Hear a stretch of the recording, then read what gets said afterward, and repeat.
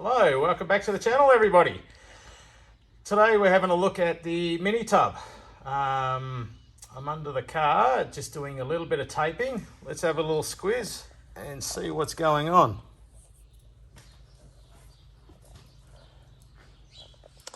Okay, so we're just trying to work out how much we're going to take out and how much we're actually going to get.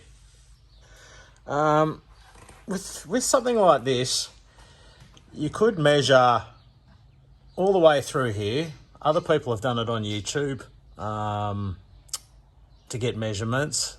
It isn't 100% the same thickness all the way through, but laying on on your back, you can sort of see exactly a nice, a straight profile going straight up, pretty much. Honestly, you don't have to be a rocket scientist to see this. I have done measurements from here to the tape all the way through. It's about 2 mil more. Now all I'm trying to do is work on exactly how far I want to go back into the rail. I mean, in reality, to me, that looks like about as far as you really need to go. Really there. But I'll take it back more just to sort of square it up nicely. Yeah, when you're taping up, you have to be careful of the rust hitting you in the face. I have high pressure washed it, but as soon as you touch something, all this flaky crap just hits you in the face. So I can't wait to get it sandblasted. So yeah, from A to B, say, that's going to give me 40 mil. So really, my goal tyre would be a 285 Toyo or a 295 Yokohama, like the old school. Toyos are a very nice looking tyre, I think, and they're a bit of a softer compound, or just run a semi-slick. I used to have 235 semi-slick, and the engine was about 400 horsepower, and that was just nice to drive around all the time. In the wet, you had good traction. Running a 265 in the wet, you just went sideways, just gently touching the accelerator in the wet. So safety factors, a semi-slick's pretty good. Coming back to, that's my strengthening bar I put in. It's welded through here. I've got to run some more weld through here. So yeah, I think just come through here, plate it up. I'm still waiting for my sills to be made up. So it's just a bit of a waiting game and going backwards and forwards. So yeah, can't wait to angle grind to get all the shit land in my face. Probably a good idea is to have a fan one side of you, blowing the stuff away from you. Yeah, be back shortly.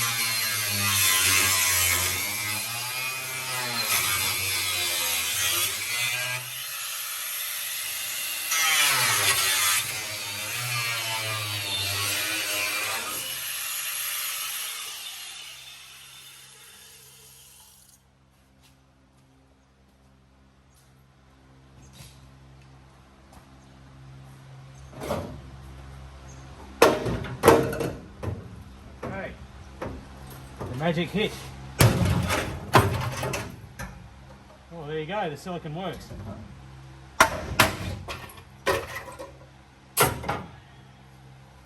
What an absolute shit job that is. No matter what you do, I've got a fan going. To try and blow the dust out of your face is so hard.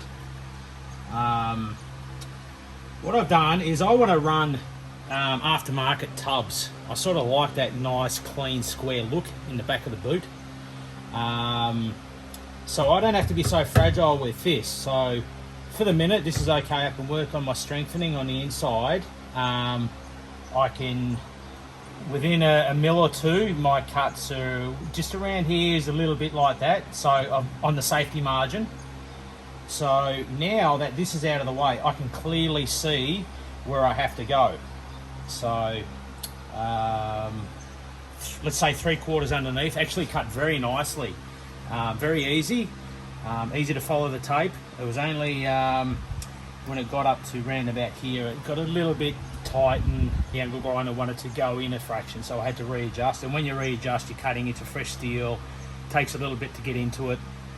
But really the worst part about doing all this really is just the angle grinding and you want to wear respiratory so you don't inhale anything, but then it fogs up your goggles, so then you get a bit of shit in your eyes. So it's a catch-22, and you've got to wear earmuffs, so it's like you're fully loaded up and you get a bit of fog in your glasses, you can't see, but this is coming on pretty good. Looks like a bit of a nightmare at the minute, but it won't be. As long as you do your strengthening, then you know safety-wise, you've done a pretty good job. So yeah, I'll take the camera and have a squeeze.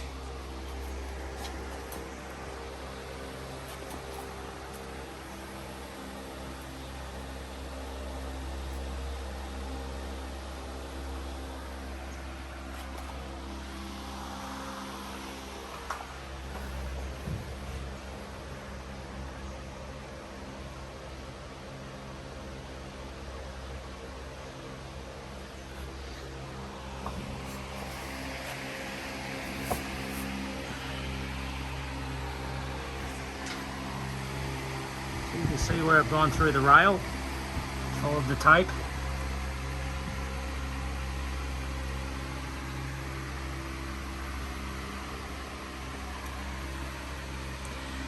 So now, I've pretty much gone to the, very close to the lip anyway. So I've got plenty to work with, and now I can get in there nicely with a grinder and a nice safety margin. So that's as far back as I've gone for the minute. So I'll check my measurements and go from there. So yeah, like I say, I've got a fan here, angle grinder, it blows it away. That was a really nice headrest as well. That was the other thing I found difficult, was to actually get up under the holding the angle grind. Put a lot of pressure on your neck actually trying to do it. So yeah, so all going well, and I'll refine the angle grinding, take out this little lip of the rail and go from there. So stick around.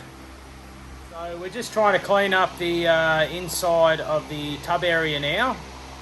I've ran the tape. I find with this is really my first cut on the top. It's very straight, it's nice and clean. Now you can see top and bottom when we get rid of this top part, and then you'll be able to say, okay, I need to go 2 mil more at the top or 1 mil more at the bottom, or grind. If it's a mil or 2, you can grind it. You'll be able to run a straight edge on the inside, see where it's hitting, so you will be able to get a perfect, or very close to a perfect cut, as if you just come through with a sword and went like that. That shouldn't be too hard to achieve. Just putting it back together, that's the achievement. So, okay, if you want to film on the inside there, or stand up and go from the inside of the camera.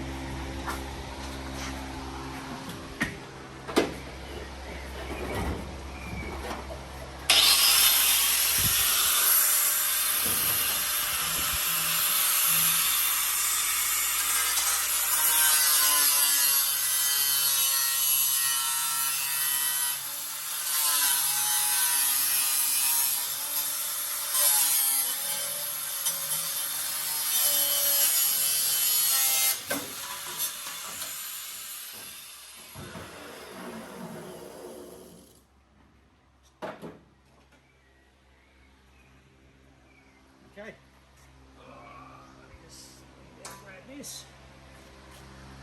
Okay, so there's my nice work of prepping it the other day. So now what you've got also is a template for your strengthening. If you were really bodgy, you would angle grind 10 mil off each end and re-weld that on the inside. I'm sure that would work, but we're not bodgy. Some of the work may look a bit bodgy though. But yeah. And this is actually a nice template also. So when you actually go to do your tub, you know exactly, you know, you sit it down or something, do a marking, and you've got a rough scope of where your new tub is. I'd probably, I remember back in the day, George Clasby, who did he work for? I think it was McDonald Brothers. I know they make stuff. So yeah, I'll probably use one of their inner tubs. Like I say, just because I know a lot of people try to stick with the factory tub look where you can cut it out. Now, don't think I've just hacked away. I've got 2 extra or 3 extra half shells out the back with all this inner tub structure, mint.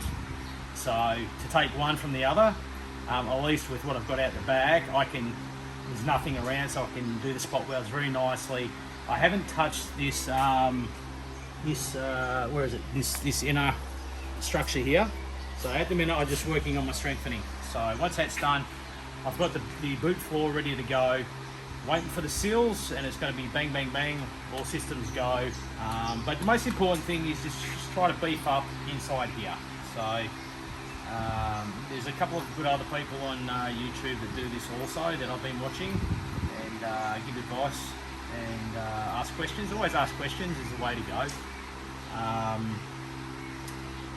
But yeah, it looks a little bit daunting if you haven't done it before.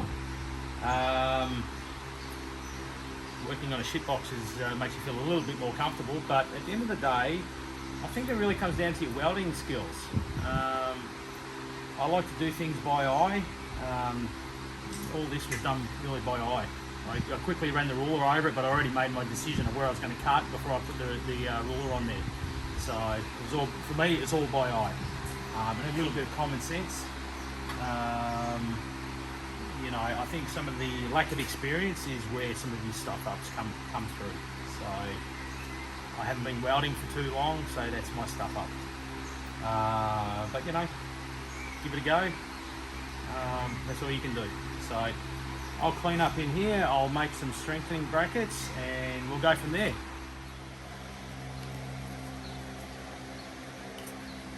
Okay, so what I'm going to do now is I've just ran a measuring thing, a bubble measurer, sorry. Now, this doesn't lie. If you push it flush up on there, you can see the bubble go backwards and forwards. So what I've done is I've pretty much had it in the inside like that, and I've had the bubble. And you can go with the bubble up and down. And what I've done, I've marked it. I needed to take a fraction out of from there to there, and from here to here, to get that perfectly flush with like that. And then I've ran a big blue bar here. I've ran it through this side to this side. And pretty much what I've done is you can sort of see where it's touching there, the bottom rail, the bottom part of the rail to the top. So you can see gaps like this. So that's one indicator I've done. The top was a fraction over from the initial cut by at least 5 to 6 mil. Like I said, you want to take small steps so you don't stuff up.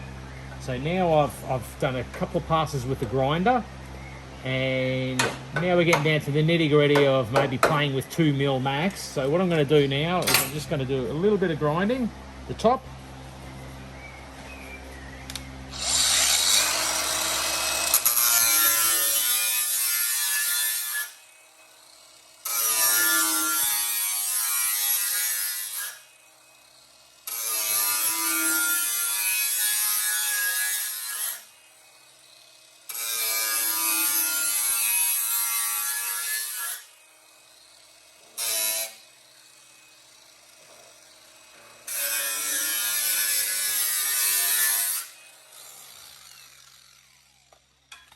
That may be close because it grabbed on the bottom.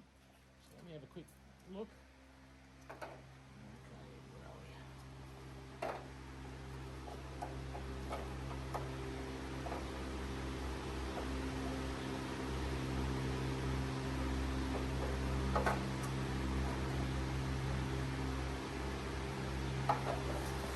So quickly from there to there, it looks like it needs probably 2 mil taken out. From here, about 1 mil.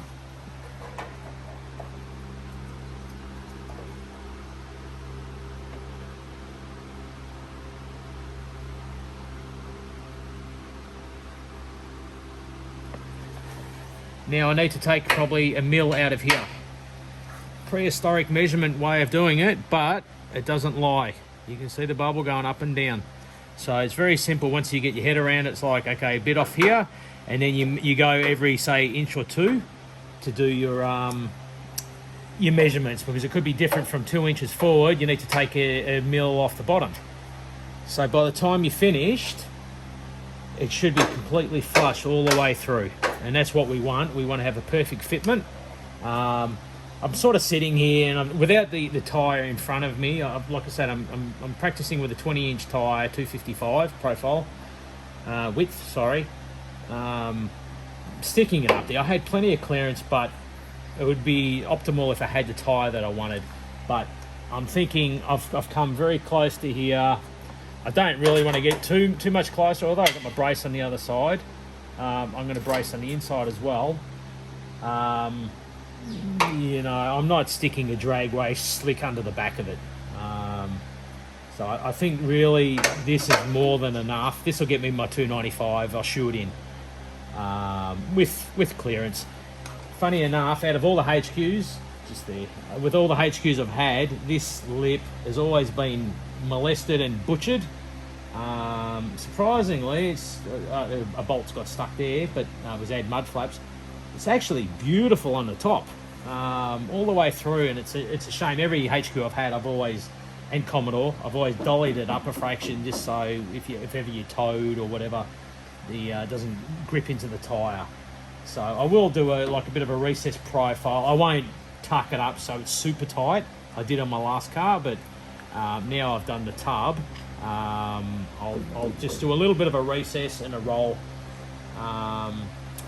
So yeah, just thought I'd show you a quick measurement the way I'm doing it. And like I say, I'm running this big blue bar through the whole car, and I'm setting it up, and you can actually see any light or whatever. So I don't think it's overly critical if you're a mil or two out. Once it's got a flat plate welded on, none the wiser. But you know, we don't want to be like that. We want to try and get it as close as we can, at least, so you can sort of say good job. Yeah, I thought I'd just run you through that. Okay, back again. I've dummied up a wheel in there. Now it's a 255 35 20. It's just an old Commodore tyre I got laying about, but I've rammed it in as high as I can go. Now what I've realised is inside here, I'm guessing there's probably about this much to play with. It's not. There's a little. It's tightish here. I'd say there's about say a 10mm gap there. But look, I have seen them with rear quarters taken off. But there's a lot to work with in here.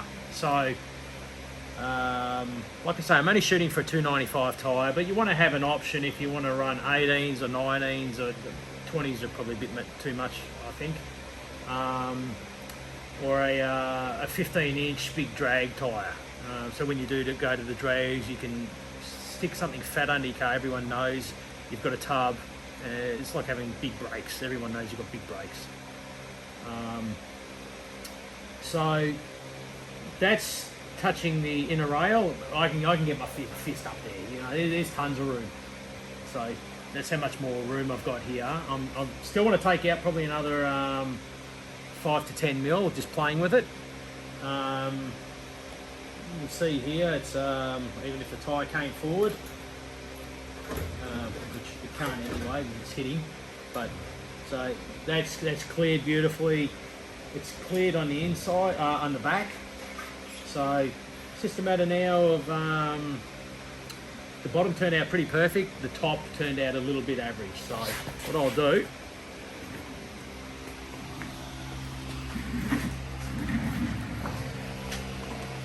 let's have a little look. So you can see how much room's under there. Now, like I say, it is touching the rail.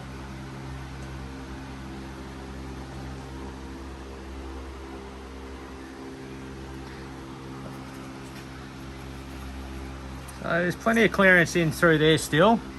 I mean, you're not going to have the tyre sitting up like that anyway, but you can see.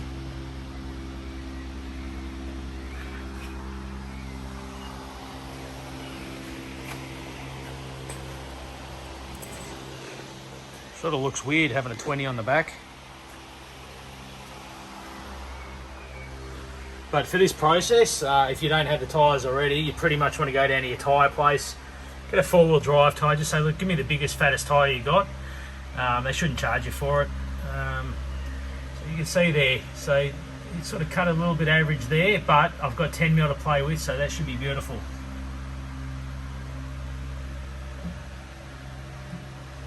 So yeah, the top's probably 4mm out. I find it'll be easier to measure now that that plate's actually missing, so you can see everything now. So